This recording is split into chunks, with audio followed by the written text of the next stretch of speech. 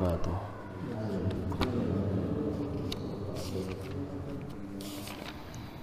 Alhamdulillahilladzi ahyana ba'dama amatana wa ilaihin nusyur. Asyhadu an la ilaha illallah wa asyhadu anna Muhammadan abduhu wa rasuluh. Allahumma shalli wa sallim wa barik ala Muhammad wa ali Muhammad wa ba'du. Alhamdulillah, puji syukur kepada Allah Subhanahu wa taala, zat yang telah memberikan kita kehidupan setelah kematian, yang sebelumnya telah memberikan kita kehidupan setelah ketiadaan, kemudian mewafatkan kita untuk peristirahatan, kemudian meminta pertanggungjawaban atas apa yang telah kita lakukan di dunia ini. Alhamdulillah, puji syukur kepada Allah yang memberikan kita satu hari atau mungkin 1 jam ke depan sebagai satu kesempatan untuk meningkatkan ketakwaan kita kepada Allah Subhanahu wa taala, satu kesempatan untuk meminta ampun atas kesalahan-kesalahan yang telah kita perbuat, mungkin perbaiki apa yang telah kita perbuat dari kesalahan-kesalahan masa lalu, untuk menjadi insan yang mulia. Tidak ada yang kita harapkan kecuali ridha Allah Subhanahu wa taala, dan semoga Allah Subhanahu wa taala mempermudah kita dalam perjalanan hidup kita untuk menjalankan ketaatan kepadanya, dan semoga Allah Subhanahu wa taala memberikan kepada kita husnul khatimah. Amin ya rabbal alamin. Bapak Ibu yang dirahmati oleh Allah, kita lanjutkan pembahasan kita, pembacaan kitab Sahihul Bukhari. Kitab yang ketiga, Kitabul Ilmi, bab yang ke-22, bab Fadlul Ilmi, bab keutamaan ilmu. Hadisnya hadis yang ke-82 dari Abdullah ibn Umar radhiyallahu ta'ala anhuma, semoga Allah meridhai keduanya. Qala sami'tu Rasulullah sallallahu alaihi wasallam. Saya mendengar baginda Rasulullah sallallahu alaihi wasallam mengatakan atau bersabda, baina ana naimun, suatu kali ketika saya tidur, kata Rasulullah, utitu biqadahi labanin, tiba-tiba saya bermimpi diberikan satu bejana penuh dengan susu. Fasyaribtu, maka saya minum, hatta sampai inilah riya yakhruju min atfari. Saya minum itu sampai warak, sampai napa niku kenyang, sampai waraknya saya itu seakan-akan keluar dari jari jemari. Jadi yang diminum oleh Rasulullah SAW susu, kemudian langsung menyebar ke seluruh badan beliau sampai kemudian timbul atau nampak di kuku-kuku nih. Jadi kaya ngiseni botol ngoten Pak begini. Masya Allah. Jadi tidak kemudian susu tapi peredarannya tidak layak, tidak seperti biasa. Susu biasanya ora ketok terus gurning weteng. Nah ini tidak. Susu beliau minum tapi kemudian menyebar ke seluruh tubuh. Nah, sampai saya melihat di kuku-kuku saya. Summa a'taitu fadli. Kemudian sudah selesai, ternyata masih ada yang tersisa dari bejana yang ada susunya tadi. Saya kasihkan sisa dari bejana, dari susu yang ada di bejana itu kepada siapa? Umar bin Khattab, kepada Umar ibn Khattab radhiyallahu ta'ala anhu. Qalu, maka mereka para sahabat bertanya, fama awal tahu ya Rasulullah, apa takwilnya wahai Rasulullah? Qala, Rasul mengatakan, al ilmu, itulah ilmu. Bapak Ibu yang dirahmati Allah, otomatis dalam hadis ini kita membahas tentang Umar ibn Khattab radhiyallahu ta'ala anhu, kecerdasan beliau. Pintere Umar niku kaya ngopo? Kanjeng Nabi niku nate sanjang, Pak. Seandainya ada nabi setelahku, lakana Umar, pasti Umar. Bukan Abu Bakar, bukan Utsman. Kalau ada nabi setelahku, Umar yang akan jadi nabi, kata Rasulullah. Umar cerdas, Bapak Ibu yang dirahmati Allah. Sebagaimana kita ketahui, masuk Islam ini cerdas. Masuk Islam itu niku ketok cerdas sih. Tenteng-tenteng dia senjata. Mau kemana kamu Umar? Ya, saya mau penggal ini orang yang sudah mencah belah bangsa kami. Motivasi Umar untuk membunuh baginda Rasulullah SAW ketika mau masuk Islam itu bukan karena hasad, bukan karena iri, bukan karena apa-apa, enggak. Dia enggak peduli. Dia enggak peduli, tapi kok melihat bangsanya kok bisa terpecah belah ini. Sopo biang kiroe. Oh, ternyata seorang yang aku jadi nabi itu dong. Dia memisahkan antara ayah dan bapaknya, paman dan keponakannya, kakek dan cucunya. Saya bunuh saja ini. Ini pakar permasalahan. Kan cerdas ya Pak. Bapak Ibu dirahmati Allah. Oh, ketika ditanya, loh, esek mar, sampeyan nih rasa kesusu. Kalau adikmu ini masuk Islam. Masa adik saya, Fatimah bin Khattab, bintil Khattab, iya, adikmu itu masuk Islam, digeder Pak. Bapak Ibu dirahmati Allah, singkat cerita, ketika Umar ibn Khattab radhiyallahu taala anhu, beliau kan menampar adiknya Pak. Sampai Bapak Ibu yang dirahmati Allah menampar adiknya saya berdarah. Adiknya mana berani? Us, kono lah, kono. Mau kamu perbuat apapun terserah. Kami semuanya sekeluarga masuk Islam. Melihat adiknya Pak yang dirahmati Allah Subhanahu wa taala meneteskan darah dari giginya, kan giginya ada yang rontok Pak. Maka Umar langsung kasihan Pak. Adikku rek. Jadi kelingan kali adiknya. Langsung Umar bin Khattab, saya mau lihat itu selebaran, kan pakai selebaran Pak. Bapak Ibu dirahmati Allah, maka Fatimah, enggak, sampean najis. Tapi saya pengen lihat, kalau sampean mau, sampean harus wudhu dulu, sampean harus cuci muka dulu, sampean harus cuci tangan dulu, cuci kaki dulu. Akhirnya benar Pak, nurut Pak Umar. Ini kan menunjukkan kecerdasan beliau. Tidak kemudian gegabah langsung bret ngoten nggih, enggak. Tapi cerdas beliau. Kemudian sudah cuci muka, cuci kaki, cuci tangan, akhirnya diberikan. Dibaca sama Umar, mosok karena ini toh. Apakah hal ini yang menyebabkan orang-orang itu pecah belah satu dengan yang lainnya? Bapak itu meninggalkan anaknya, kakek meninggalkan cucunya, paman meninggalkan keponakannya. Gara-gara ini toh, ayat ini toh. Gara-gara ini toh. Apa Bapak Ibu dirahmati Allah? Apa kata Umar? Lek misalkan saya dengar dari dulu, saya pun akan melakukan hal yang sama. Itu kecerdasan Umar ibn Khattab radhiyallahu taala anhu. Salah satunya saja seperti itu Pak. Bapak Ibu dirahmati Allah, bahkan hukum dalam Al-Qur'an itu setidaknya ada 4 perkara yang ternyata sesuai dengan usulannya Umar bin Khattab radhiyallahu taala anhu.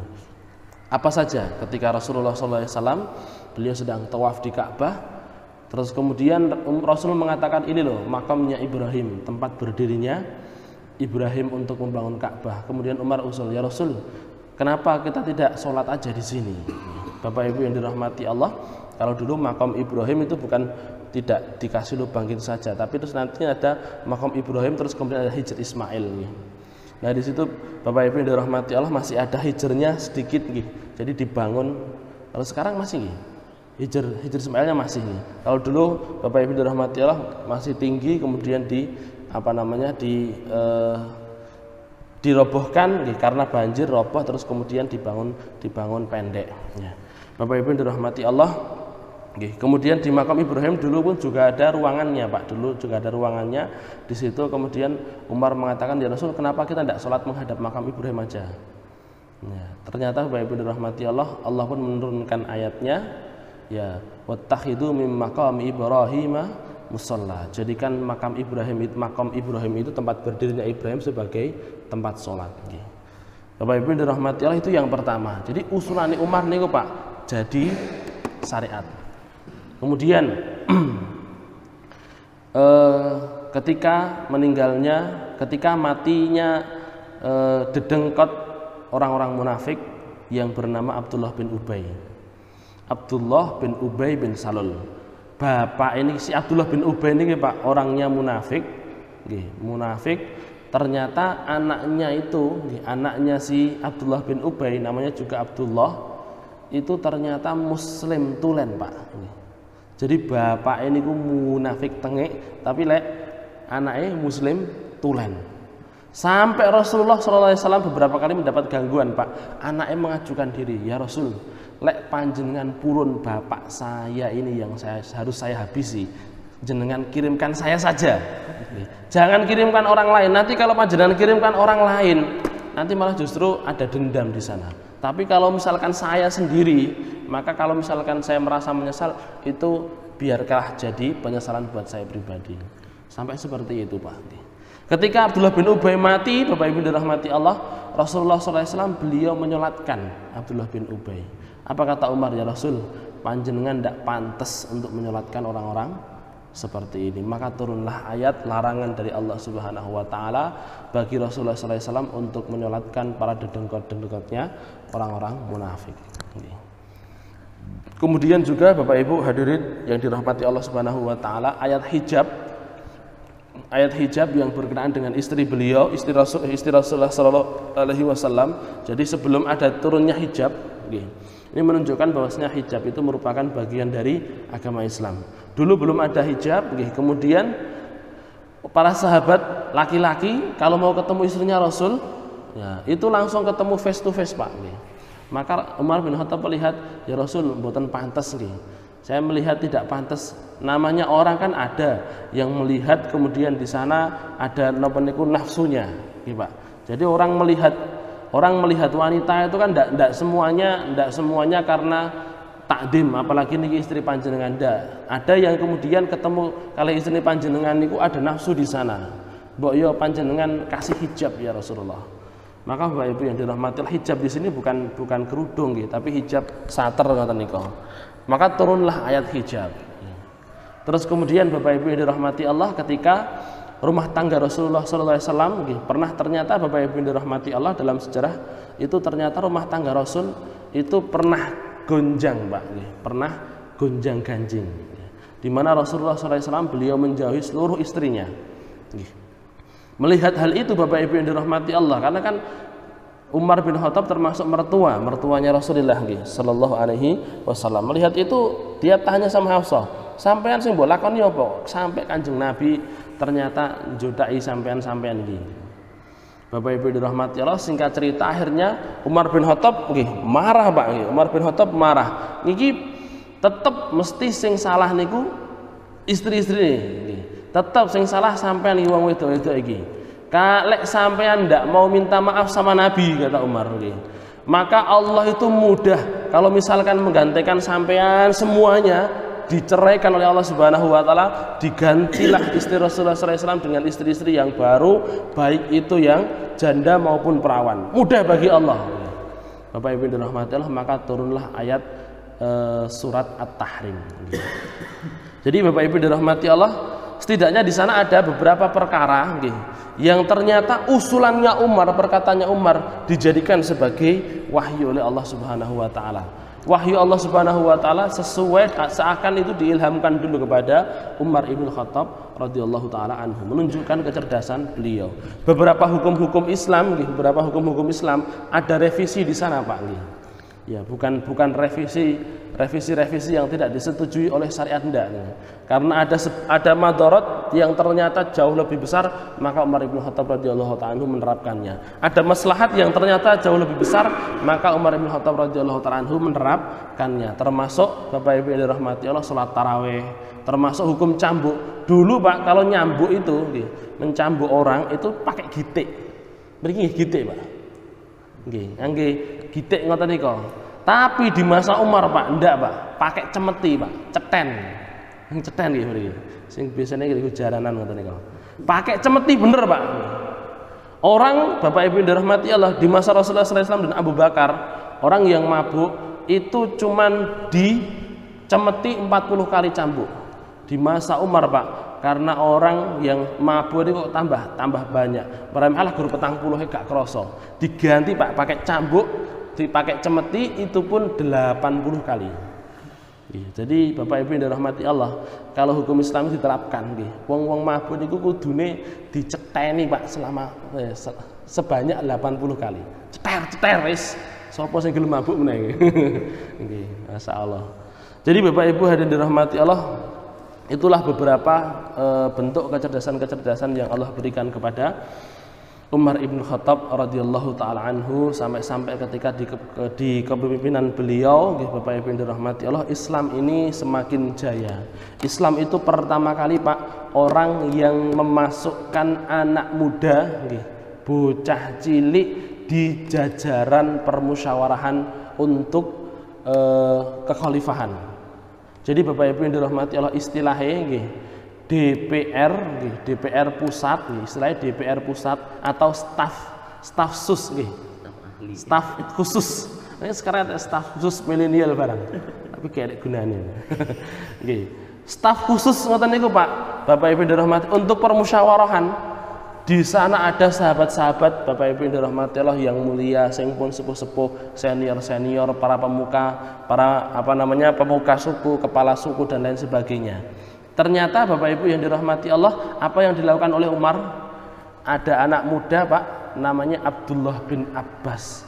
Umurnya belum ada 20 tahun.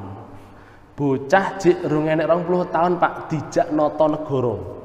Jadi bukan hanya jenenge noto negara, tapi dia benar-benar noto negara. Bapak Ibu yang dirahmati Allah, diajak orang ini dimasukkan ke dewan permusyawarahan. Para sahabat semuanya riuh Pak, riuh kabeh otomatis. Bocah cilik melok mlebu. Nyapa iki? Sapa iki? Otomatis para sahabat kan nggih padha kenal nggih. Apa kata Umar nggih? Saya sudah menduga apa yang ada dalam pikiran kalian nggih. Mesti Bapak Ibu dirahmati Allah ya mesti kalian mesti bertanya-tanya iki sapa nggih. Apa keistimewaannya? Apa karena dia itu adalah keponakan Rasulullah terus kemudian boleh-boleh ning kene iki Mar. Apa kata Umar? Saya akan buat satu pertanyaan untuk menguji kalian dan anak ini. Kemudian Umar bin Khattab mengatakan, apa tafsir dari surat An-Nasr? Idza jaa nasrullah wal fath. Sebagian sahabat diam Pak, orang ngerti. Loh, Bapak Ibu yang dirahmati Allah, para sahabat ya Pak nggih, ditekoki tafsir ngoten niku mboten ngertos nggih mendel Pak. Itu sekelas sahabat nggih. Kadang Bapak Ibu yang dirahmati Allah di zaman kita ndak tahu tafsirnya ngoten iki panggah muni. Nggih. Padahal berbahaya, tidak bisa kita tafsirkan sekehendak diri kita sendiri. Sebagian lain Pak mengatakan, oh itu toh surat An-Nasr itu, jadi kalau misalkan nanti ada satu masa Rasulullah SAW diberikan kemuliaan oleh Allah Subhanahu Wa Taala, dibuka dibebaskan Fathu Mekah, diberikan pertolongan oleh Allah, manusia berbondong-bondong masuk Islam, maka perintah Allah itu adalah bertasbih, bertahmid dan beristighfar, bersyukur dengan cara seperti itu. Bapak Ibu yang dirahmati Allah, maka Umar tanya kepada Abdullah bin Abbas, apa maksudnya wahai Ibnu Abbas, anak paman Rasulullah SAW? Maka Ibnu Abbas mengatakan, itu adalah isyarat dari Allah Subhanahu Wa Taala bahwasanya tugas Rasulullah SAW sudah selesai. Bapak Ibu yang dirahmati Allah, maka seluruh sahabat nggih mengatakan nggih, ngeten. Oh, bener sing mbok gawa iki. Nggih wis pantes iki. Masih bocah 20 tahun tapi pantes nata negara. Masya Allah. Bapak Ibu yang dirahmati Allah, itulah Umar membuat gebrakan-gebrakan di sana dalam pemerintahan maupun hukum Islam yang kemudian disetujui oleh para sahabat karena ternyata manfaatnya itu jauh lebih banyak, madaratnya itu jauh lebih sedikit. Sampai-sampai Bapak Ibu yang dirahmati Allah, di masa Umar bin Khattab radhiyallahu taala anhu, wilayah Islam itu adalah sepertiga dunia. Bapak Ibu hadirin yang dirahmati Allah Subhanahu wa taala, itulah Umar. Tapi kenapa kok Umar tidak lebih dulu jadi khalifah? Kenapa kok justru Abu Bakar dulu yang jadi khalifah? Ya, Imam Ibnu Hajar Asqalani mengatakan memang benar Allah Subhanahu wa taala menjadikan Abu Bakar itu menjadi khalifah dulu, itu justru lebih benar. Tidak kemudian Umar dulu. Kenapa seperti itu? Karena Abu Bakar itu meningkatkan akidah orang-orang beriman sepeninggal Rasulullah SAW. Ketika banyak yang murtad, dari Abu Bakar, dari contoh Abu Bakar memerangi orang-orang yang tidak mau bayar zakat saja Pak, itu menunjukkan akidahnya Abu Bakar jauh lebih kuat. Ketika Bapak Ibu dirahmati Allah, Rasulullah meninggal, otomatis kan orang-orang yang mereka masuk Islami gara-gara melihat Rasulullah, karena powernya Rasul itu begitu besar, murtad Pak satu persatu. Tidak mau bayar zakat. Saya mau masuk Islam, tapi masalah bayar zakat saya tidak mau. Orang-orang Romawi wis ngasah pedang, orang-orang Persia sudah bersiap-siap. Bapak Ibu yang dirahmati Allah, Abu Bakar ternyata boten kemudian merangkul, oh iya guys, orang-orang yang ada di sekitar Madinah saya tidak mau bayar zakat, gak apa-apa wis, rasa bayar zakat sih gak apa-apa. Yang penting gitu, ada musuh besar Romawi sama Persia, jangan sampai kita dihancurkan oleh mereka. Ayo bareng-bareng kita rangkul bareng-bareng, ayo lawan mereka. Abu Bakar tidak kemudian memutuskan perkara itu. Tapi apa yang pertama kali dilakukan oleh Abu Bakar? Sapa sing ra gelem bayar zakat? Perangi, Pak. Umar Bapak Ibu dirahmati Allah sampai bertanya-tanya sama Abu Bakar. Ya Abu Bakar, piye kok mbok perangi piye? Wong kita butuh bala tentara loh. Ini loh ada musuh yang lebih besar, ada musuh yang lebih berbahaya. Kok ternyata sampean orang-orang sudah masuk Islam, wis salat, ora gelem bayar zakat malah mbok perangi. Nyapa ngurusi sing cilik-cilik ngene iki? Masya Allah, Bapak Ibu yang dirahmati Allah, apa kata Abu Bakar? Sesungguhnya Allah Subhanahu wa taala ketika menyebutkan wa aqimus shalah pasti setelahnya menyebutkan wa atuz zakah. Allah tidak akan memisahkan antara sholat dan zakat dalam Al-Quran, maka saya pun akan menghukum, memerangi orang yang tidak mau membayar zakat, memisahkan antara sholat dan zakat. Bapak Ibu yang dirahmati Allah, bukan Abu Bakar As-Siddiq itu ingin membunuh saudara semuslim, tidak, tapi beliau sebagai sultan, beliau sebagai pemerintah, beliau sebagai Amirul Mukminin, sebagai seorang amir, beliau punya kewajiban untuk membenarkan yang salah. Ketika ternyata ada dari rakyatnya melakukan kesalahan, maka kewajiban beliau adalah membenarkannya, walaupun corone bener kewi orang go mulut, karena seringkali pakai mulut saja tidak bisa. Kudu wis ayo parani gruduk walaupun sampai di sana tidak jadi perang. Digeruduk satu, Bapak Ibu dirahmati Allah, satu pasukan sudah takut, terus kemudian bayar zakat hanya untuk mengingatkan saja, gertaan-gertaan saja. Bapak Ibu yang dirahmati Allah, itulah kekhalifahan di masa Abu Bakar untuk meningkatkan akidah kaum muslimin. Kemudian setelahnya kekhalifahan di masa Umar, maka meningkatkan seluruh kualitas kaum muslimin dari ibadah maupun kemudian ekonomi serta hal-hal yang lainnya meningkat. Bapak Ibu yang dirahmati Allah, bahkan salah satu gebrakan Umar itu, Pak, ada seorang wanita dijadikan sebagai polisi pasar. Enten seorang wanita dijadikan sebagai polisi pasar. Wanita ini, Pak, ketika Umar mengumpulkan seluruh wanita Madinah, ayo semua wanita Madinah kumpul semua. Apa kata Umar? Iki lho, cah nom-nom iki lho, ora ndang rabi gara-gara maharmu kegeden. Gara-gara maharmu kegeden. Turunkan mahar supaya orang-orang ini pemuda-pemuda Madinah ini ndang rabi. Bapak Ibu yang dirahmati Allah, seorang wanita, dia sudah tua, dia teriak, "Hei Umar!" Khalifah, Pak, dipanggil, "Hei Umar!" Kemudian Bapak Ibu dirahmati, dia mengatakan, "Kamu tidak pernah dengar toh ayatnya Allah? Apa? Wa ataitum ihdahunna qintara." Dan kalian memberikan kepada salah seorang dari wanita itu qintara. Qintara itu harta yang banyak. Ada yang mengatakan 2 kepala kerbau, Pak. Kalau misalkan memberikan 2 kepala kerbau itu sudah jadi hak mereka. Jadi apa yang ingin disampaikan Khaulah? Artinya mahar itu hak kami. Masih kita pengen seperangkat alat sholat, seperangkat alat sholat itu beda. Sak masjidnya ya sak kendaraan nih, like misalnya masjidnya rada adoh. Lah kita kan seperangkat alat sholat sak kotaan ngoten niku. Seperangkat alat sholat. Sholat itu butuh apa? Ya butuh masjid. Sholat butuh apa? Ya butuh like misalnya rada adoh ya numpak kendaraan. Nah, ini seperangkat alat sholat ngoten niku, Pak. Ya masih itu banyak, tapi itu hak kita. Bapak Ibu yang dirahmati Allah, Umar ibn Khattab radhiyallahu taala anhu langsung berdiam. Itu ayat Al-Qur'an toh. Itu, Pak. Ya, iya, itu salah satu ayat Al-Qur'an. Maka Umar ibn Khattab kemudian merevisi, ya sudah, kalau begitu silahkan perbuat sesuka kalian. Bapak Ibu yang dirahmati Allah, pengawali, Pak. Lho iki mau wis dikumpul nih rekoso-rekoso. Ngumpul nih ibu kan angel, Pak. Wis dikumpul rekoso-rekoso, gak sido. Siapa tahu itu wanita itu? Apa kata Umar? Kamu ndak tahu toh, wanita itu ketika dia berdoa, maka Allah pun menurunkan keputusannya. Bapak Ibu dirahmati Allah, wanita ini adalah Khaulah. Khaulah itu yang menyebabkan turunnya ayat surat Al-Mujadilah. Surat Al-Mujadilah. Maka si Khaulah ini, Pak, beliau wanita tapi tegas ngoten niku, beliau dijadikan sebagai polisi pasar di Madinah. Pakai teken, kalau misalkan ada kecurangan ditutuki tangannya. Dok dok dok. Ojo curang. Lek ndelok Khaulah, Pak, langsung gemetar karena di belakangnya ada Umar bin Khattab radhiyallahu taala anhu. Ya, baik. Jadi Bapak Ibu dirahmati Allah, itulah kecerdasan Umar bin Khattab radhiyallahu taala anhu nggih. Yang menunjukkan bahwasanya Ada di sana orang-orang yang kata Rasulullah SAW, khiyarukum fil jahiliyah, khiyarukum fil Islam.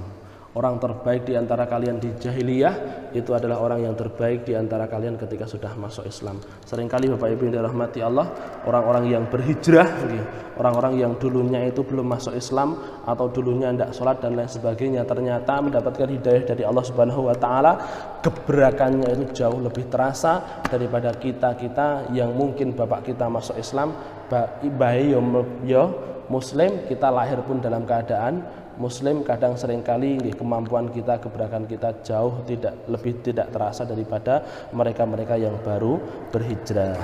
Mungkin itu yang bisa saya sampaikan Bapak Ibu dirahmati Allah. Semoga Allah Subhanahu wa Ta'ala memberikan keistiqomahan kepada kita, membuka mata kita tentang kebenaran-kebenaran dalam agama ini, dan semoga Allah Subhanahu wa Ta'ala menuntun kita dan mempermudah kita untuk husnul khatimah. Amin ya rabbal alamin.